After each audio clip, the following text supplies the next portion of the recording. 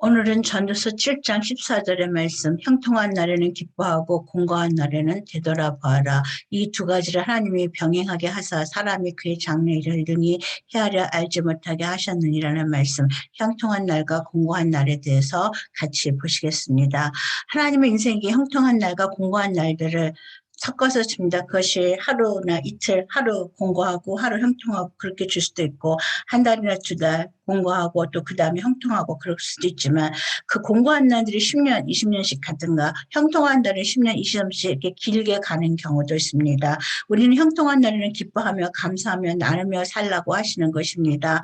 공고한 날은 자포자기고 절망하고 상처가 나서 울고 인생의 힘든과 아픔을 저주하고 그 영혼이 뒤틀리게 되고 그렇게 살라는 것이 아니라 이런 공고한 날이 이르기까지의 원인과 이유들을 분석하고 생각하고 고뇌하고 잘못된 점들을 회개하고 고치고 생각하는 이런가 생각과 행동과 마음과 태도를 고치고 살라고 하는 것입니다.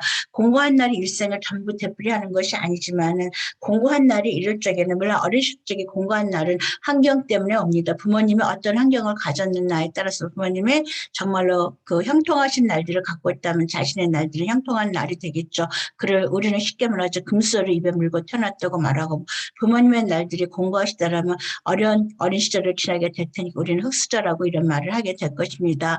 하나님은 공고한 날과 형통한 날을 병행해서 주십니다. 왜 그러냐면 인생에 아무도 끝까지 형통하지도 않고 끝까지 공고하지도 않습니다. 끝까지 형통하게 해주시는 인생을 본 적이 없습니다. 인생은 벨그라프와 같습니다. 흔히 말할 적에 금수저라고 말하는 사람이 일생이 금수저였느냐라고 볼 것 같지만 그렇지 않습니다. 또 인생의 그 공고한 날들이 평생을 공고했느냐고 말하면 그렇게 말할 수 있는 사람도 가끔 있을 것입니다. 벨그라프에서 보시는 것과 같이 맨 끝은 정말로 형통하든가 공고하든가 그런 인생이지만 공고했었던 인생 처음부터 태어나면서 끝까지 그 공고한 삶이라 할지라도 그 사람이 그 삶을 어떻게 받아들이느냐에 따라서 좀 더 그 날들도 삶은 공고하지만 마음은 공고하지도 않을 수 있는 것입니다. 노력하고 생각하면 누구 인생도 끝까지 공고하더라도 흙수저로 끝나지 않는 경우도 많습니다. 금수저로 태어났다 할지라도 노력하지 않고 마음대로 쓰고 또 자랑하고 남들을 우습게 알고 그렇게 산다면 그 금수저의 날들이 끝까지 가지 않는 경우도 많이 있습니다. 우리 인생에 형통의 시대가 있고 공고의 시대가 있습니다. 흔히 사주에서 말할 적에 그것을 초년은, 중년은, 말년은 하는 이런 시간들을 말하는 경우도 있습니다. 하루 이틀, 한 달, 두 달이 그 공고하고 형통한 날이 섞여 있다면 그래도 우리는 견디겠지만은 10년, 20년 한 시대가 그렇게 공고하고 형통하다 공고하고 또 힘들다면 그 많은 사람의 인생에서 힘듦을 말하게 될 것입니다. 하나님이 섞어서 주시는 이유는 인생들로 하여금 장래를 능히 헤아리지 못하게 하셨다고 했습니다.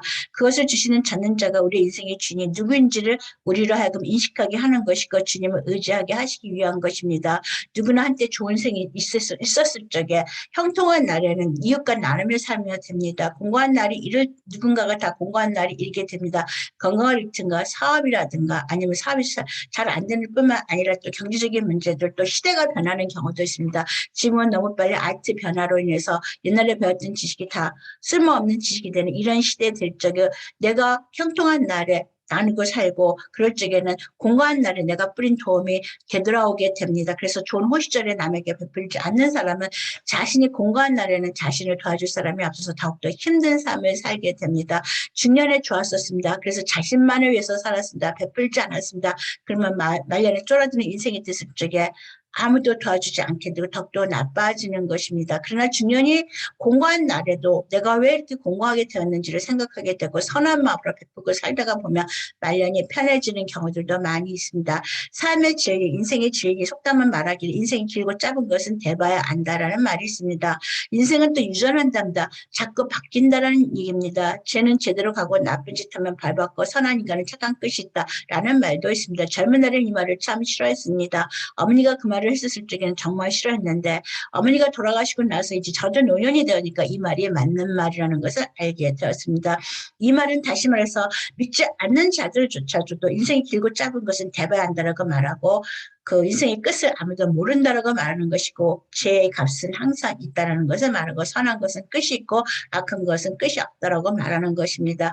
전능자 앞에서 겸손한 인생, 나는 인생이 사실 살도록 하나님께서는 공고한 날과 형통한 날들을 섞어서 주시는 것입니다.